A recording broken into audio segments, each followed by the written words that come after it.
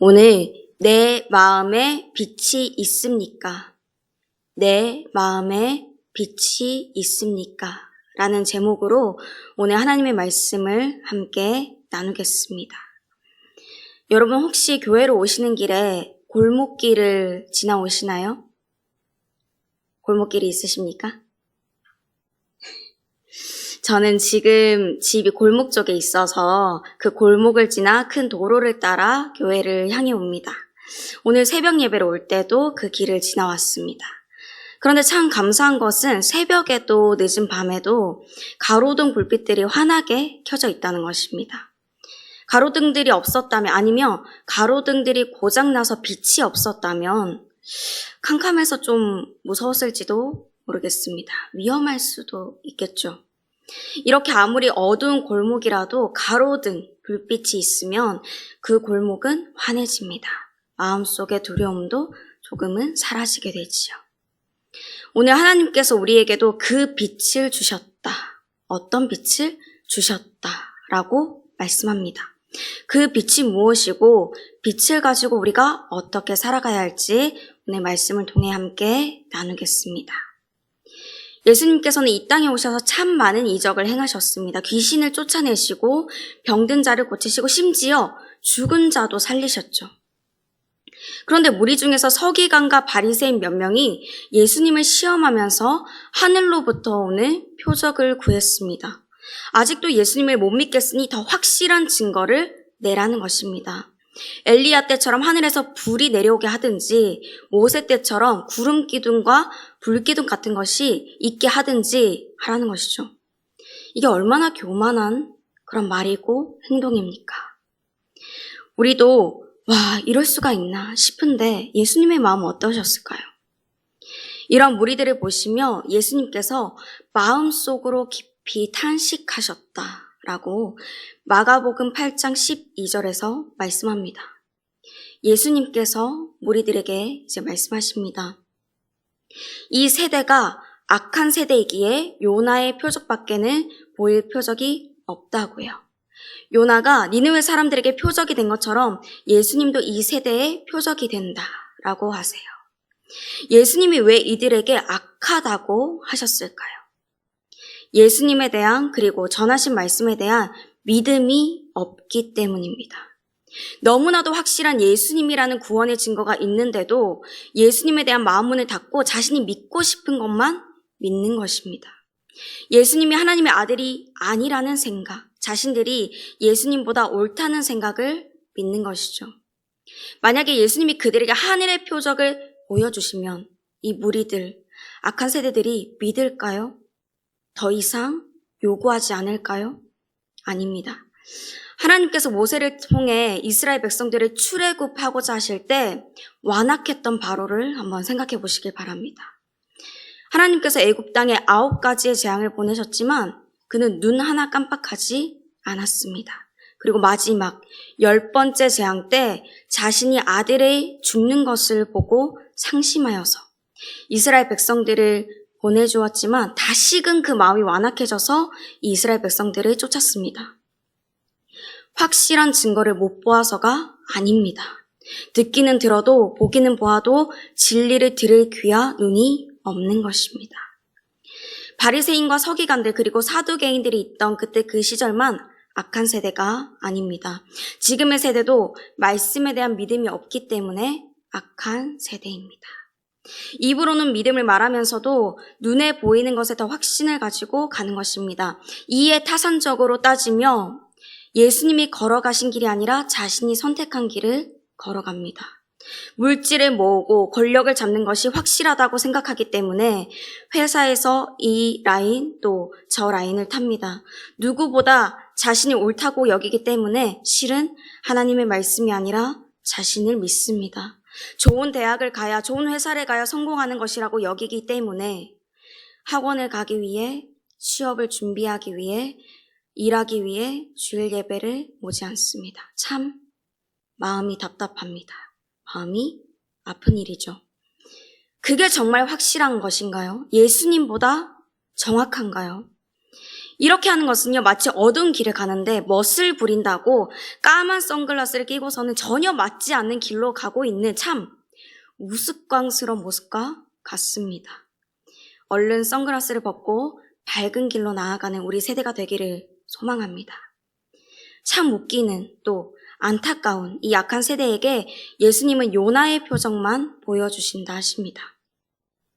예수님께서 하신 말씀을 같은 상황 가운데 있는 마태복음 12장 40절 말씀으로 보면 다음과 같습니다. 요나가 밤낮 사흘 동안 큰 물고기 뱃속에 있었던 것 같이 인자도 밤낮 사흘 동안 땅속에 있으리라. 요나가 물고기의 뱃속에서 3일 동안 있다가 살아난 것처럼 예수님도 십자가에 못 박혀 죽으시고 3일 만에 부활하실 그 표적을 주시겠다는 것입니다. 이보다도 확실한 표적이 어디 있을까요? 하나님께서는 아들 예수님을 보내주셨습니다. 그리고 우리가 예수님께서 우리를 대신하여 죽으신 그 십자가의 죽음과 부활의 사건을 우리 안에 계시는 성령님의 강권하심으로 인하여 믿을 때 그 믿음만으로 생명을 얻을 수 있게 하셨습니다. 이보다도 확실한 것은 없습니다. 이보다도 선한 것은 절대 없습니다. 정말 우리 세대가 그리고 우리 다음 세대들이 다른 헛된 증거를 찾으며 헤매지 않고 바라는 것들의 실상이요 보이지 않는 것들의 증거인 이 믿음, 말씀을 따라 살아가는 이 믿음으로 살아가서 선한 세대로 주님께 칭찬받게 되기를 소망합니다. 선한 세대가 아니라 악한 세대의 길을 따를 때 그 결과는 처참합니다. 예수님께서 어떻게 되는지에 대해서 알려주시는데 이런 악한 세대들이 심판 때에 정죄당할 것이라 말씀하십니다. 31절과 32절의 말씀을 보니 남방 여왕과 니느웨 사람들이 일어나 정죄한다 라고 하십니다. 그럼 이 남방 여왕과 니느웨 사람들이 어떤 사람들이길래 악한 세대를 정죄할까요? 남방 여왕은요, 하나님의 지혜로 말하는 솔로몬에 대한 소문을 들은 스바 여왕이었습니다. 니느웨 사람들은 아까 우리가 보았듯이 요나를 통해서 하나님의 심판의 메시지를 받은 그런 사람들이었습니다. 이들은 모두 유대인들이 말하는 이방인이었지만 말씀을 듣고 즉시로 말씀을 따라 행동했습니다. 남방 여왕은 비록 처음에 하나님의 지혜가 충만한 이 솔로몬의 소문을 아주 믿지는 않았지만 직접 솔로몬을 통해 나오는 하나님의 지혜를 들었을 때 감동하면서 하나님을 찬양했습니다. 그리고 니느웨 사람들은 본래 약탈자들, 또 살인자들, 또 우상을 숭배하는 사람들이었는데요. 요나를 통한 메시지를 듣자마자 모두 하나님을 믿고 금식을 선포하며 굵은 베옷을 입고 회개했습니다. 단지 하나님의 말씀을 전하러 온 메신저인 솔로몬과 요나를 보고 그들을 통해 말씀을 들었을 뿐이지만 이렇게 하나님께 영광을 돌리고 회개한 것입니다.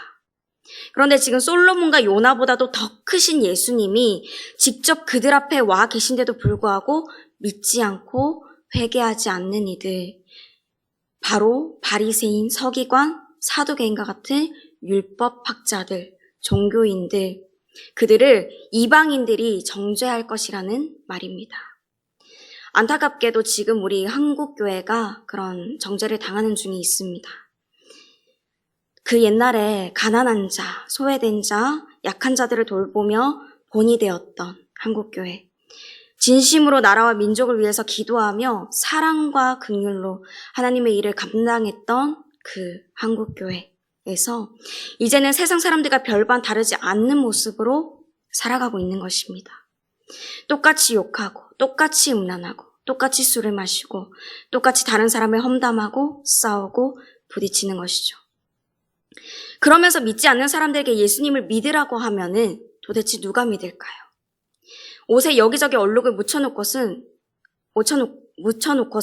내 옷은 깨끗해졌다. 너도 나처럼 깨끗한 옷을 입어라. 라고 말하면 얼마나 황당할까요? 누가 그 옷을 같이 입으려고 할까요? 그 누구도 없을 것입니다. 이스라엘이 이방인들이라고 불렀던 사람들, 바로 세상 사람들의 입을 통해 하나님께서는 우리에게 경고를 주고 계십니다. 우리 모두가 그렇구나, 안타깝다 라는 정도가 아니라 정말 애통한 마음을 가져야 할 것입니다. 그리고 그런 마음과 함께 우리 성도들은 하나님이 우리에게 주신 빛이 우리 안에 있는지 날마다 점검하고 어두운 세상을 빛으로 밝히는 그런 삶을 살아야 할 것입니다. 그럼 이 빛은 무엇입니까? 예수님께서 누가복음 8장에서 말씀하셨던 빛에 대해 오늘 본문에서 다시 말씀하십니다. 33절 말씀입니다. 누구든지 등불을 켜서 움속에나 말 아래에 두지 아니하고 등경 위에 두나니 이는 들어가는 자로 그 빛을 보게 하려 함이니라. 하나님의 말씀, 바로 복음이죠.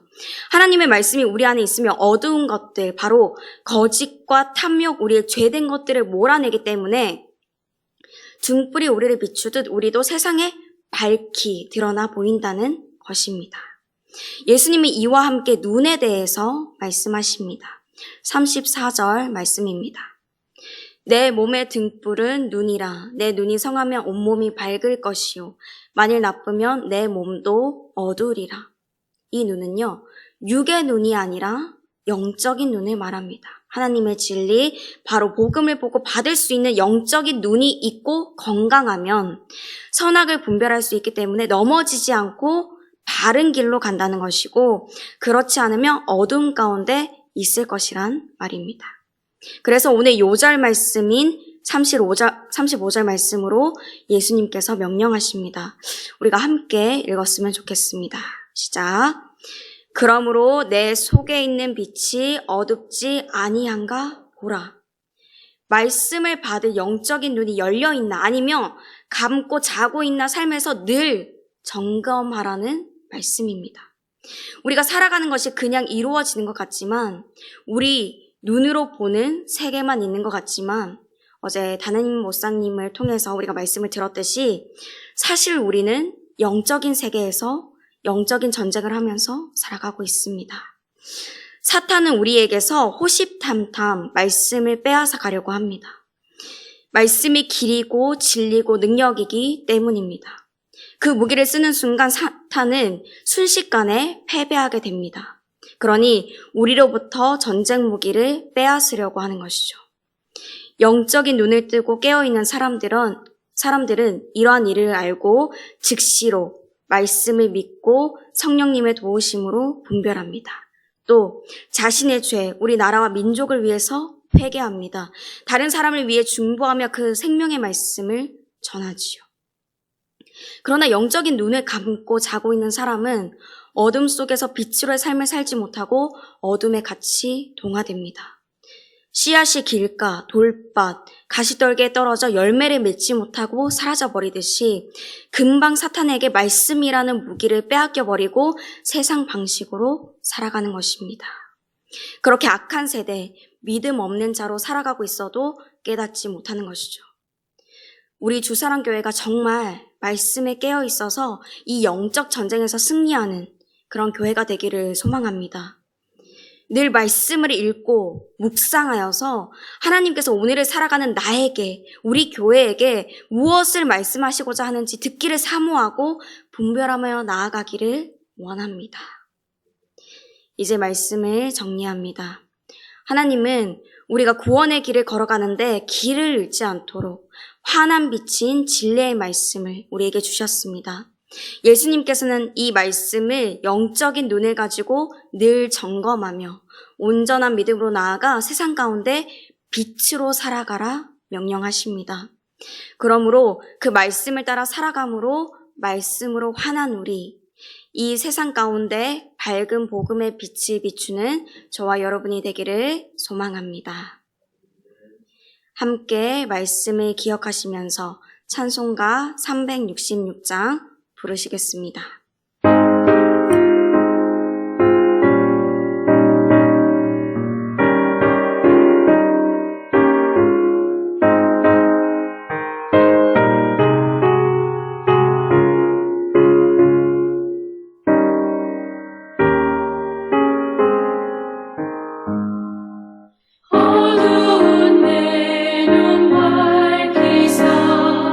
진리를 보게 하소서.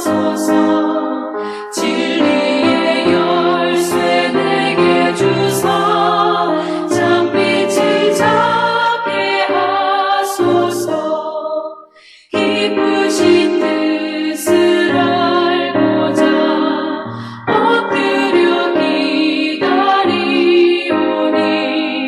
내 눈을 뜨게 하소서. 성령이여 맡겨진 내 귀 여시사 주님의 귀한 음성을 이 귀로 밝히 들을 때에 내 기쁨 한량없겠네.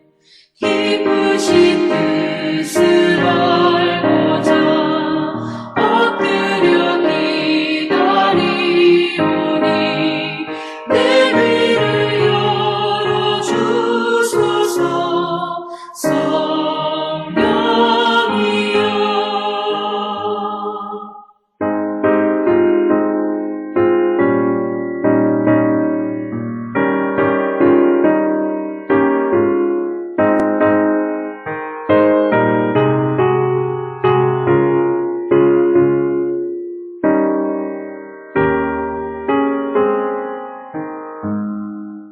봉해진 내 입 여시사 복음을 널리 전하고 차가운 내 맘 녹여주사 사랑을 하게 하소서. 기쁘신 뜻을 알고자 엎드려 기다리오니 내 입을 열어주소서.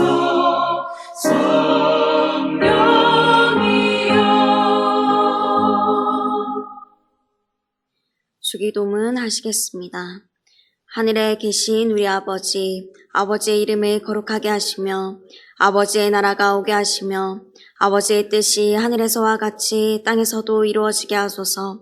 오늘 우리에게 일용할 양식을 주시고 우리가 우리에게 잘못한 사람을 용서하여 준 것 같이 우리 죄를 용서하여 주시고 우리를 시험에 빠지지 않게 하시고 악에서 구하소서. 나라와 권능과 영광이 영원히 아버지의 것입니다. 아멘.